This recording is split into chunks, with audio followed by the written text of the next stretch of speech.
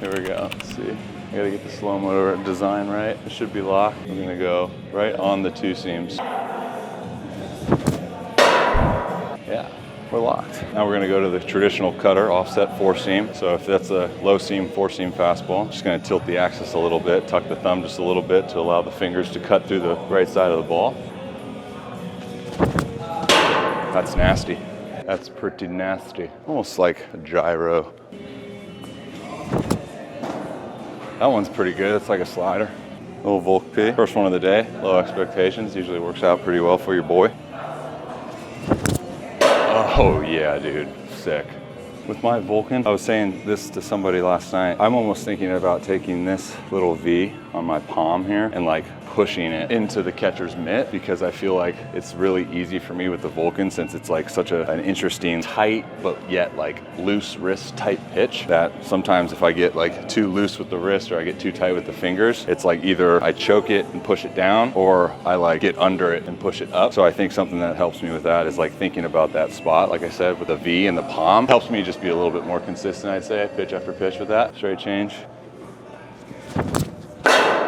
And that's kind of the same thing with that changeup. Even though that changeup's like a straight change and I'm holding it like this with like a little bit of a circle, I'm still kind of thinking about that spot on my palm, because I've never been somebody that can like feel a seam with the ring finger or ring pinky or middle and like turn it over and like over pronate, turn it over and create that backwards kind of lefty slider spin. So for me, it's like I need to stay through it to be more mechanically efficient and to give the ball an opportunity to be a little bit more consistent in the flight path of all my other pitches. So that's something that helps me, is like thinking just extend with my upper palm into the catcher's mitt. Obviously easier said than done. Now we'll go curveball. I've been kind of throwing a snapdragon this week here at ATP, so it might be a banger.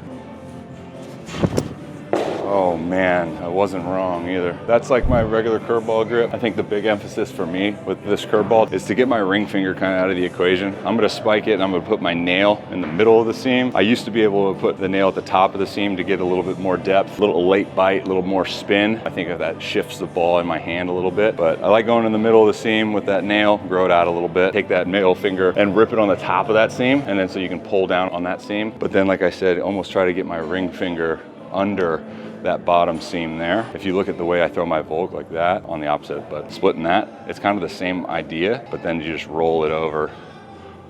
And now what you have is when the ball does come out, it doesn't have to get blocked by that ring finger. And I found that if I can get the ring finger onto the ball, I think the movement's gonna be a lot more sharp, much more bite, won't pop out as much. Let's throw that again, same thing. Thumb is gonna be on that other side, kind of pushing it through.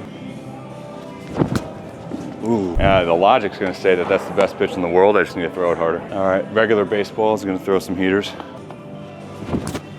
Maybe dial in these mechanics while I can.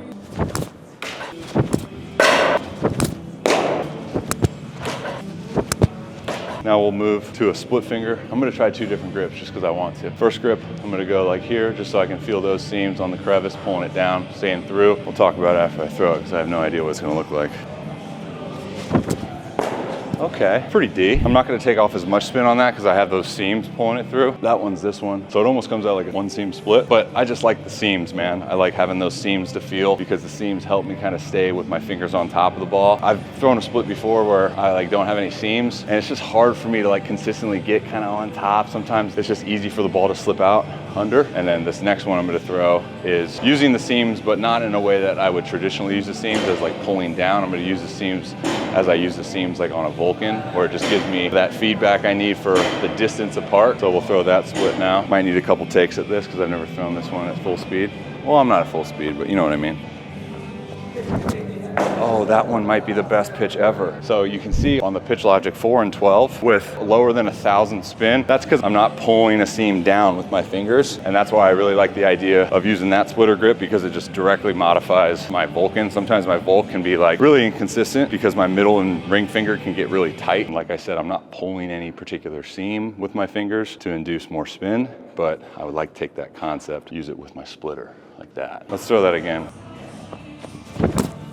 Oh, that's kind of cut off of it. Now I'm just gonna throw another one of those because the Pitch Logic didn't read. What the heck? That's what I was talking about, dude. Sometimes it's hard to get that feel.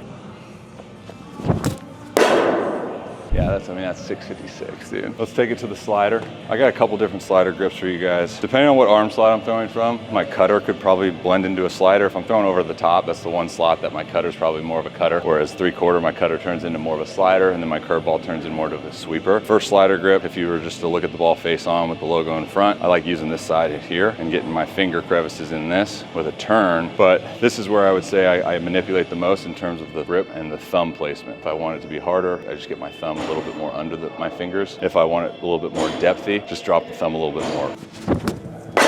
33%. If I can drop that even more, that'd be even better. But those are pretty solid metrics, but it's just, you know, got to throw it harder. Without having the design on this one, I'm going to lick my fingers, try to throw this one a little bit harder. Same grip. This side, if you were to look at the logo like that, use the left side of this, kind of almost just put your index finger on the seam and then just find the crevice. And then this is your preset axis right here. And then depending on what slot you have, you just want to kind of rip the side of the ball. And that's how you're going to get that excess bullet spin on it. Let's rock it again. I'm actually going to move my thumb up on the ball a little bit.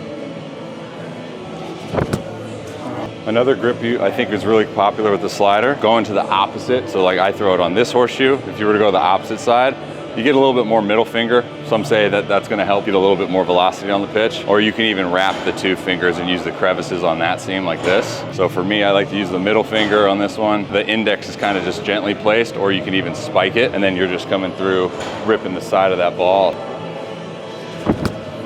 That's just big. It's just real big, you know?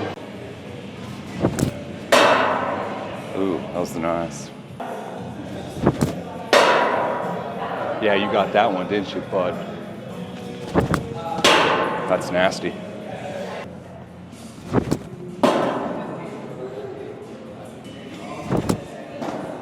That one's pretty good. It's like a slider. Oh, yeah, dude. Sick.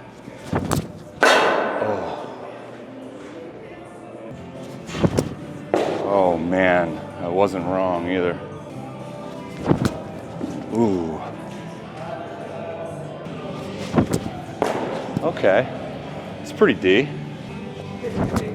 Oh, that one might be the best pitch ever. Right here. Oh, that's kind of cut off of it. Thank you. It's pretty good right there. You didn't read logic.